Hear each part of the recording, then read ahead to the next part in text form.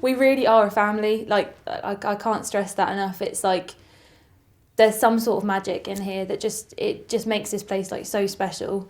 So yeah, I've got the best relationship ever with my bosses, which is weird to even call them that because it's such a great relationship.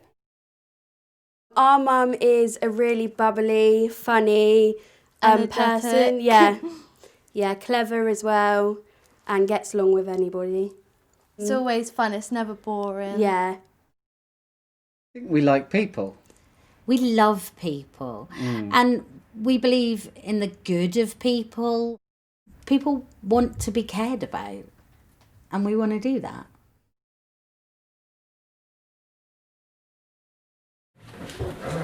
That's fine. Slick.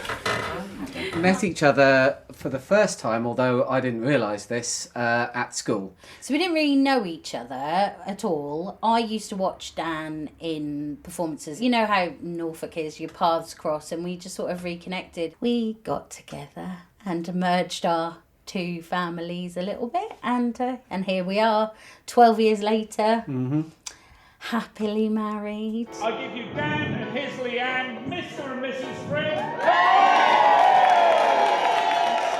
Running a bookshop. There's not really much separation between home and work at the minute, just because obviously there's so much to do that it often gets taken home with us. Everyone's sort of mucked in. From the moment we had the idea, everyone was like, all of the kids were fully on board, all of the family were fully on board. It just makes sense for the kids to work here. So the youngest two work here because they're 15, it's hard to get a job, it's a good way for them to earn a bit of money. They were also on board with the whole crazy idea anyway, because it was a bit mad. It was always like, one day we'll open a bookshop. From the moment we had the idea, everyone was like, all of the kids were fully on board, all of the family were fully on board. Do I? No. Ignore him. Pinch the tomatoes. Mm-hmm. On purpose. On purpose. We always say that this was the bookshop that love and family and kindness built, don't we? Hey guys. Hey guys, welcome to the shop. So in the morning when we first come into the shop, we get everything ready, turn the coffee machine on. We normally get a delivery in the morning, so we stock the books in. Then throughout the day we put them on the shelves and stuff. Make coffees, help with activities and stuff like that, really. Working with our family, it's really fun because we get to do what we want, like mess around. Have a laugh. Yeah. Who's the bossiest? Who's the most likely to cry in an argument?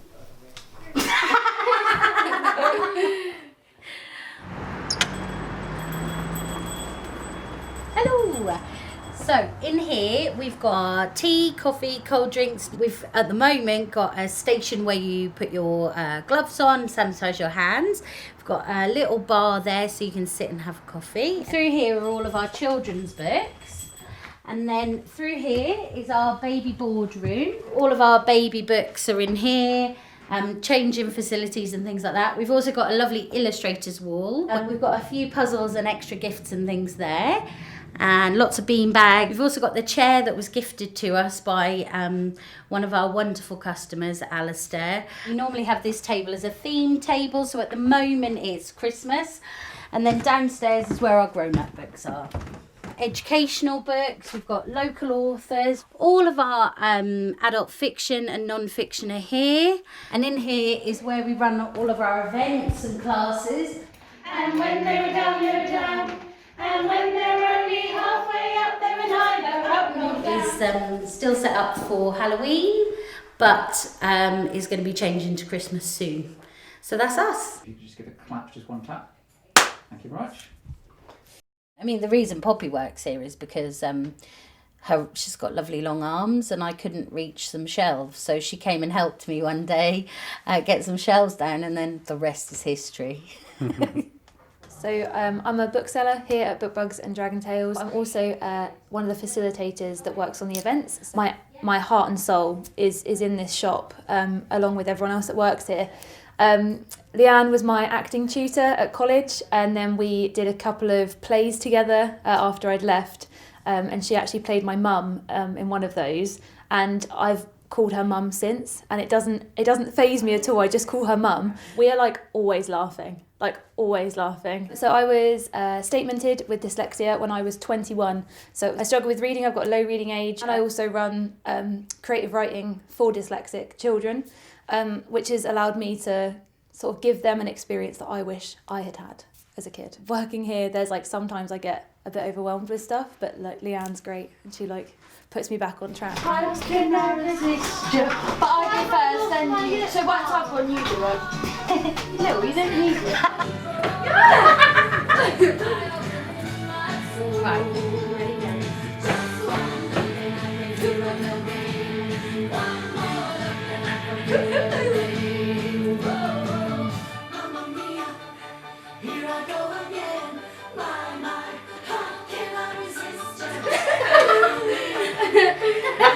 after the shop's quiet, we learn dance routines. Sorry, I'm waffling. I can't help it. You're not waffling, it's great. My role in the business is primarily a bookseller. We help customers with queries, we tailor-make orders for people. My other role in the business is I am a craft facilitator. Little kids, they come in and we'll read stories and sing songs and play games. It's a lovely job. It's magic for them, you can tell. For new mums with babies, it's really important for them to have a place where they can come and they can meet other mums and they can find somewhere where they feel really at home and part of a community. Well, we've only had one Christmas in the shop. All the kids coming in, they were so excited. We had mulled apple juice and things like that. It's just lovely. We're just doing the Christmas window because we think it's really important, and we're really lucky because we've got windows and a lot of shops don't. And last year we came third in an EDP competition for the best Christmas windows. So Christmas is a little bit of a tricky time for me. I had a little boy 18 years ago who died on the 18th of December. So I try really hard to reclaim Christmas and try and make it a positive thing, but it's always a little bit tinged, so that makes things a bit tricky. So this year he would be 18, and so obviously that feels really extra important. Ben is his name, and he's one of the reasons why the shop is called Bookbugs and Dragon Tales, because there's an incredible story by someone called Doris Stickney, which is called Waterbugs and Dragonflies, and it's about explaining grief to children. And there's dragonflies on the windows and on the walls, and we've got paintings of them and stuff. It's about, isn't it? It's about. This bookshop is so much about our family that were he here, he would be very much part of it. Also, Dan lost his dad when Dan was 13, 14. So he's another person who's not been able to be part of this journey, and very sadly he lost his aunt just before we opened, but she knew we were going to open. So because it's our little tribute to the family that we have who would have been part of this had they not passed away. I try to be a friend where I can to people who need a bit of extra help at times, because I think it's a really awful thing that for someone to go through, and when it happened to me, I was 22. I didn't think that 22-year-olds couldn't carry babies to term. Yet 1 in 4 pregnancies end in a loss. To quote Dr. Seuss, a person is a person no matter how small. That is really important. All children matter, all babies matter, and all lives matter, and it doesn't matter if they're 1 second or if they never breathe a breath. I always say I'd rather had him and lost him than never had him, even though it was really hard, because I just think it's made me be able to help out people I really love when they go through it. A bit crying. Don't be doing crying. Don't be doing that. Every person who comes in here has got a story to tell. How can you not care? My heart is with all of them. We had a lady who came in because her husband was terminally ill, and she wanted to help her daughter come to terms with it. And we have people come in and sit and cry, don't we? All the time. We'll like sit in a chair, get you a cup of tea. We don't ask them any questions. We just give them a drink and a bit of cake, and just let them and be. listen to them. Which isn't necessarily the best thing for a business, but I don't care, because I don't sell books to be rich. I sell books to be happy. Hello. Hello there. Oh. Are we going? We're not going. Are you ready? I'm ready. Okay. Hello. So, we've started doing requests for story time. So get yours in if you'd like to have a book read especially for you. So we're going to read the story of the little mole who knew it was none of his business. And this is a shop favourite. We have a little mole. We have a little mole painted on our wall down there, and we have a little mole that we dress up, a little cuddly toy. He's always in our window. It's a little like a sausage, and the worst thing was that it landed right on his head. Oh! How mean! Cried the little mole. Well, that was an adventure, wasn't it? See you soon. Bye-bye. Lovely stuff. Good story. Okay.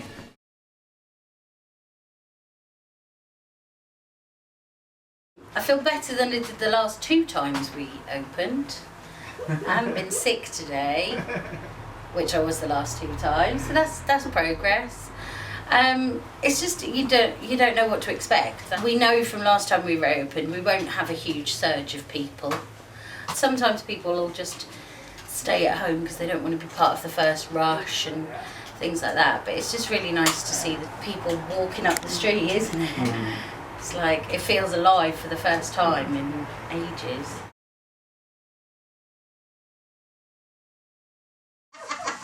Fantastic. So pleased to see you back. Yeah, Oh, so it's nice lovely to to be have back. Very nice, and all the lovely things Yes, that please people write on do. your website. I love looking at all Oh, of them. fantastic. Yeah, you've done a Well, great thank job. you for all your support. Oh, Really, you're more than really welcome. I'm so appreciate it. pleased to have to. You always wave, you're the fastest